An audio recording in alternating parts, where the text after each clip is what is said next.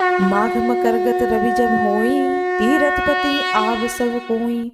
देव तनुज किन्नर नर श्रेणी, सादर मज्जै सकल त्रिवेणी। राधे राधे। आशा करती हूँ कि आप सभी लोग खुश होंगे, स्वस्थ होंगे, मस्त होंगे। आज मैं आप लोगों को कथा सुनाने जा रही हूँ। मकर संक्रांति के दिन इस कथा को सुनने से, कहने से सुनाने वाले और सुनने वाले दोनों को ही पुण्य फल की प्राप्ति होती है। भगवती गंगा का पाताल लोक में प्रवेश कर सगर पुत्रों का उद्धार करना। श्री महादेव जी बोलते हैं, हे महामुने, भगवती गंगा समुद्र के साथ संयुक्त हो विवर से होकर के अत्यंत प्रसन्नता पूर्वक पाताल को पहुंच करके कपिल मुनि के निकट गईं। ततः सा सिंधुना संग समवाप्य महामुने परम मोदमापन्ना विवरम समुपेत्य च। कपिल मुनि ने देवता आदि के लिए भी दुर्लभ गंगा जी को संसार के सौभाग्य से आई जान करके उनकी पाद्य आदि से पूजा की। उन महामुनि से सम्यक रूप से पूजित होकर के भगवती माँ गंगा ने कहा, हे मुने, शीघ्र बताइए कि भस्म रूपी सगर पुत्र कहाँ हैं। तब मुनि उन्हें सगर पुत्रों को दिखलाते हैं। गंगा जी ने भी उन भस्म को देख करके क्षण भर में अपने में समाहित कर लिया। नदियों में श्रेष्ठ त्रैलोक्यगामिनी गंगा भस्मसात किए गए उन सगर पुत्रों को वेग पूर्वक सभी ओर से बहा ले गईं। उसी क्षण सगर पुत्र दिव्य रूप धारी हो करके अलौकिक रथ में आरूढ़ हो ब्रह्मलोक को चले गए। अपने पितरों के उद्धार को देख करके राजा भगीरथ परम प्रसन्न हो जय माँ गंगे, जय माँ गंगे, जय माँ गंगे ऐसे स्तुति करते हुए रथ में नृत्य करने लगे। राजाओं द्वारा वंदित मध्यकालीन सूर्य के समान तेजस्वी रोमांचित शरीर वाले राजा ने महान शब्द करने वाले शंख को बजाया। उस ध्वनि को सुन करके महान वेग का आश्रय लेकर के माँ गंगा विवर द्वार से सगर पुत्रों की भस्म को मृत्यु लोक में ले आई। उनकी एक अत्यंत निर्मल धारा पाताल में ही स्थिर रह गई, जो भोगवती नाम से प्रसिद्ध है और समस्त लोगों के लिए फलदायिनी है। हे मुने, वह भगवती गंगा करुणामयी होकर के धीरे धीरे जल में समाविष्ट हो गईं, जहाँ सैकड़ों हजार ब्रह्मांड प्रकाशित होते रहते हैं। प्रसन्न मन वाले राजा भगीरथ भी सागर गामिनी गंगा का पूजन कर रहे हैं और उन्हें प्रणाम कर अपने नगर को चले आए। भगवान विष्णु के शरीर में निवास करने वाली भगवती गंगा सभी प्राणियों के कल्याण के लिए इस प्रकार पृथ्वी पर आई। च इदं पुण्यम आख्यानम गंगा अवतरणम छितो पठेद्वा अपि तस्य मुक्तिम करे स्थितः। गंगा के पृथ्वी पर अवतरण की इस पुण्यमयी कथा को जो कोई भी पढ़ता है, सुनता है, सुनाता है, उसकी मुक्ति उसके हाथों में रहती है। उसकी आयु और कीर्ति की वृद्धि होती है, सर्वत्र उसे सुख की प्राप्ति होती है और इस संपूर्ण पृथ्वी लोक पर सब प्रकार से मंगल होता है। पितृ श्राद्ध के दिन भक्ति पूर्वक जो ब्राह्मणों के सानिध्य में इसका पाठ करता है, उसके पापी पितर भी तृप्त होकर परम गति को प्राप्त करते हैं। एकादशी के दिन जो मनुष्य संयत होकर के भक्ति पूर्वक इस कथा को सुनता है, गंगा जी की कृपा से उसको सभी प्रकार की सिद्धियां प्राप्त होती हैं। उसके पुत्र, स्त्री, परिवार संबंधी सुख की अतुलनीय वृद्धि होती है। देवी की कृपा से उनका गृहस्थ आश्रम लक्ष्मी संपन्न हो जाता है। भगवान शंकर कहते हैं, हे महामुने, इस पुण्यमय आख्यान का जो काशी में विधि पूर्वक पाठ करता है अथवा सुनता है अथवा सुनाता है, वह संसार को मोक्ष प्रदान करने वाले साक्षात विश्वनाथ के समान हो जाता है। उसके दर्शन मात्र से पापी घोर पातकों से मुक्त हो जाता है। संक्रांति या पूर्णिमा तिथि पर जो इस उत्तम आख्यान का पाठ करता है, वह अश्वमेघ यज्ञ के फल आदि को प्राप्त करता है।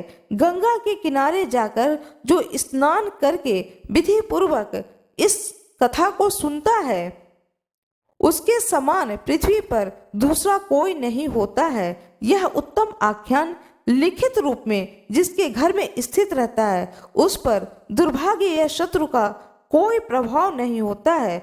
उसे आजन्म गंगा स्नान का फल प्राप्त होता है। उसे न तो कोई ग्रह पीड़ा होती है और न ही बंधु बांधवों का वियोग होता है और न ही उसे रोगों से कष्ट होता है, न ही शत्रुओं का भय होता है। हे महामुने, गंगा के समान दूसरा कोई तीर्थ नहीं है इस पृथ्वी पर, इसलिए उनका आख्यान अत्यंत पुण्यमय कहा गया है। माँ गंगा की जय हो, भगवान शंकर की जय हो, सभी भक्तों की जय हो, जय हो। आशा करती हूँ कि आप लोगों को यह कथा अच्छी लगी होगी। यदि आप लोगों को यह कथा अच्छी लगी हो तो कृपया वीडियो को लाइक जरूर करिएगा। आज मैं आप लोगों को कथा सुनाने जा रही हूँ। बड़ी सुंदर और रोचक कथा है। गरीबों को दान देने की महिमा। गुजरात की प्रसिद्ध राजमाता मीलन देवी बड़ी उदार महिला थीं। वे 1.25 करोड़ सोने की मोहरें लेकर के सोमनाथ मंदिर का दर्शन करने गईं। वहां जाकर के उन्होंने स्वर्ण का तुला दान आदि किए। माता की यात्रा के पुण्य प्रसंग में पुत्र राजा सिद्धराज ने प्रजा का लाखों रुपए का लगान माफ कर दिया। इससे मीलन देवी के मन में यह अभिमान आ गया कि मेरे समान दान करने वाला संसार में कोई दूसरी स्त्री नहीं है। रात्रि को भगवान सोमनाथ ने स्वप्न में कहा कि मेरे मंदिर में एक बहुत गरीब स्त्री यात्रा करने आई है, तो उससे उसका कुछ पुण्य मांग ले। सवेरे मीलन देवी ने सोचा कि इसमें कौन सी बड़ी बात है, रुपए दे करके पुण्य ले लूंगी।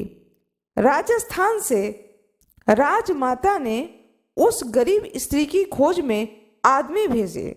वे लोग यात्रा में आई हुई एक गरीब ब्राह्मण स्त्री को लेकर आए। राजमाता ने उससे पूछा कि तुम अपना पुण्य मुझे दे दो, बदले में अपनी इच्छा के अनुरूप धन ले लो। पर उसने किसी तरह से वह स्वीकार नहीं किया। राजमाता ने कहा कि तुमने ऐसा क्या पुण्य किया है, मुझे बताओ तो सही। तब ब्राह्मणी ने कहा कि मैं घर से निकल करके सैकड़ों गांव में भीख मांगती हूँ, यहाँ तक पहुंची हुई हूँ। कल तीर्थ यात्रा का उपवास था। आज किसी पुण्य आत्मा ने मुझे तेरे जैसा बिना नमक का थोड़ा सा सत्तू दिया है। उसके आधे हिस्से से मैंने भगवान सोमेश्वर की पूजा की है, आधे में से आधा एक अतिथि को दिया है, शेष बचे हुए से मैंने पारण किया है। मेरा पुण्य ही क्या है? आप बड़ी पुण्यवती हैं। आपके पिता हैं, भाई हैं, स्वामी हैं, पुत्र सभी राजा हैं। यात्रा की खुशी में अपने प्रजा का लगान माफ करवा दिया है। 1.25 करोड़ मोहरे से भगवान शंकर की पूजा की है। इतना बड़ा पुण्य करने वाली आप मेरा अल्प सा दिखने वाला पुण्य क्यों मांग रही हैं? मुझ पर नाराज न हो तो मैं कुछ आपकी सेवा में निवेदन करूं। राजमाता ने वैसा विश्वास दिलाया। ब्राह्मणी ने कहा कि मैंने सुना है कि संपत्ति होने पर भी नियमों का पालन करना, शक्ति होने पर भी सहन करना, दरिद्र होकर भी दान करना, यह अक्षय पुण्यप्रद होता है।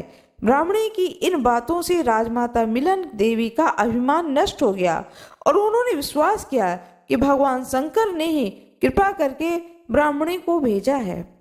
इस प्रकार से यह पुण्यमयी कथा मैंने आप लोगों को सुनाई है।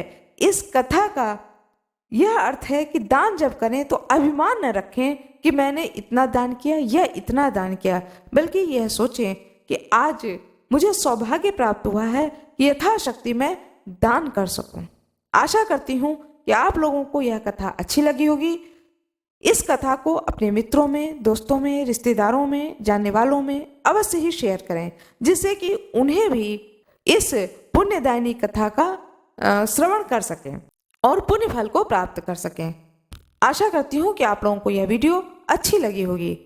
कृपया वीडियो को लाइक जरूर करिएगा, चैनल को सब्सक्राइब करिएगा, बेल आइकन अवश्य ही दबाइएगा। आप सभी लोगों का बहुत बहुत धन्यवाद।